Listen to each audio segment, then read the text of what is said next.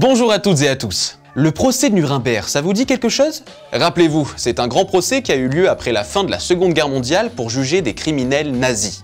Dans cette vidéo, nous allons nous intéresser au procès des crimes de masse du XXe siècle.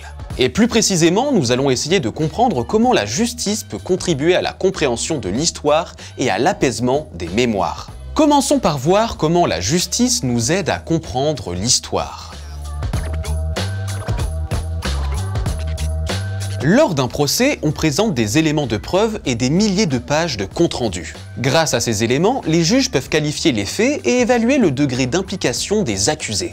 Ces pièces sont des sources précieuses pour l'historien, car l'historien est un scientifique et donc, comme le juge, il recherche la vérité. D'ailleurs, des historiens sont souvent appelés à la barre pour replacer les faits dans leur contexte. Donc oui, la justice aide à mieux comprendre ce qui s'est vraiment passé. Mais est-ce qu'elle contribue pour autant à apaiser les mémoires ?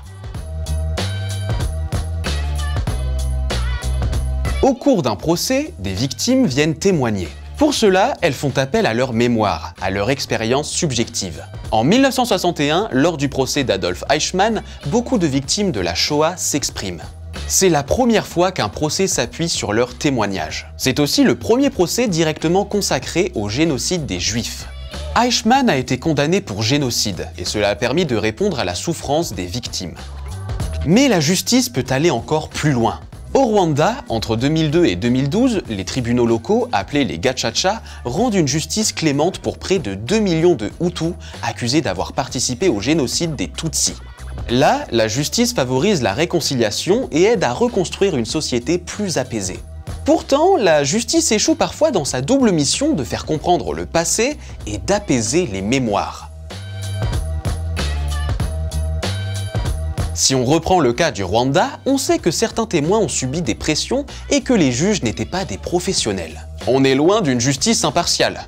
Mais l'échec le plus patent en matière de justice internationale, c'est celui du tribunal pénal international pour l'ex-Yougoslavie. Les procédures ont été très longues, les accusés ont souvent adopté une défense agressive qui a attisé les divisions, et plusieurs d'entre eux sont morts avant d'avoir pu être condamnés. Voilà, vous savez maintenant comment les procès contribuent au travail de l'historien et permettent à la mémoire des victimes de s'exprimer. Mais retenez aussi que cette justice est souvent imparfaite. Pour continuer vos révisions, rendez-vous sur anabac.com. À très vite pour une nouvelle vidéo.